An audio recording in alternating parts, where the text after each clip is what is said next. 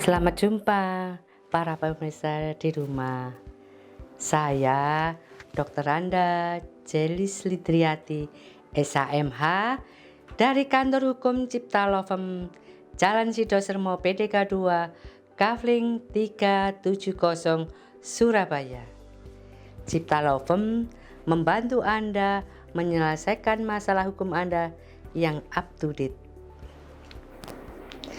Pemirsa, kita jumpa lagi dalam Klinik Hukum. Akhir-akhir ini rame tentang pemberitaan event organizer wedding Aisyah. Kenapa begitu ramenya masyarakat menyoroti? Tentunya pemirsa masih ingat dengan tayangan kita lalu yang membahas pernikahan dini.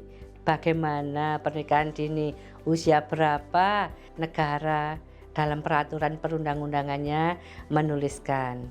Yuk kita simak. Nanti pemirsa juga coba lihat di pernikahan dini dalam Tanya Jelis. Pemirsa di rumah, kenapa EO Aisyah wedding organizer ini disoroti oleh negara, disoroti oleh pemerhati sosial? Karena ini sangat bertentangan dengan aturan negara kita. Kenapa? Karena EO menawarkan kawin siri, satu. Yang kedua, menawarkan pernikahan dini. Seolah-olah pernikahan itu hanya sebuah ladang bisnis sesaat, hanya agar serasa halal di depan ajaran agama. Tentu saja agama tidak menyampaikan sedemikian, pemirsa. Pernikahan itu sebuah kesepakatan yang sangat luar biasa, harus dijaga marwahnya, kehormatannya. Tapi EO Aisyah, dia hanya berfokus bagaimana caranya di masa pandemi ini usahanya dia tetap berhasil. Dia tidak akan merasa bahwa itu menghancurkan sendi-sendi moral masyarakat. Mari kita simak Undang-Undang Nomor 16 Tahun 2019 tentang perkawinan. Undang-undang kita mengisyaratkan bahwa untuk pernikahan perempuan minimal berapa usianya?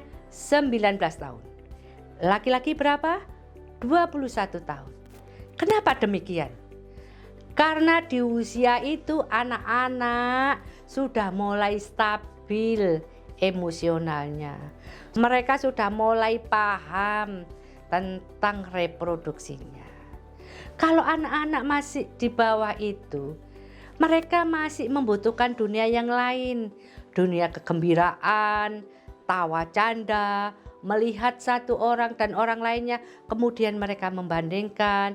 Mereka masih butuh waktu untuk belajar, untuk meningkatkan kecerdasan emosionalnya, tidak buru-buru memikirkan tentang pernikahan. Banyak orang salah kaprah, daripada zina mending kita kawin siri. Daripada anak-anak kita berlaku zina dan berdosa, lebih baik kita nikahkan. Pemirsa di rumah, ingat undang-undang kita. Ingat juga arti dari pernikahan. Bahkan negara sekarang sudah menganjurkan harus kursus 3 bulan untuk paham bahwa menikah bukan hanya sekedar urusan tempat tidur. Jadi jangan pernah dikatakan pernikahan itu hanya untuk menghindari zina. Itu sangat salah, pemirsa di rumah.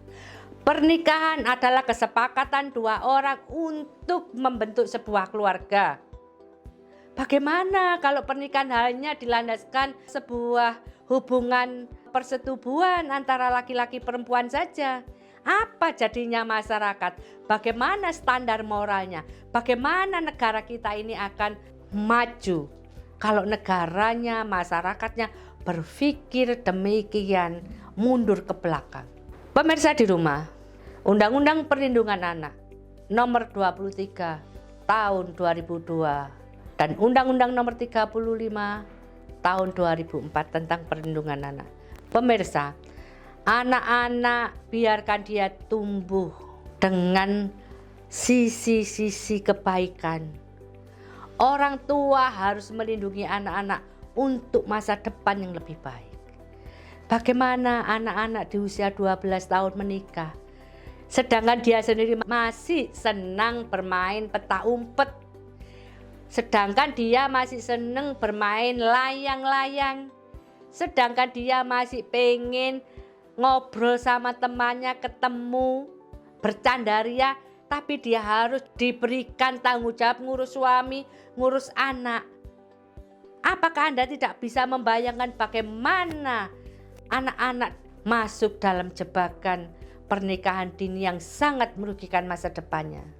Demikian pemirsa.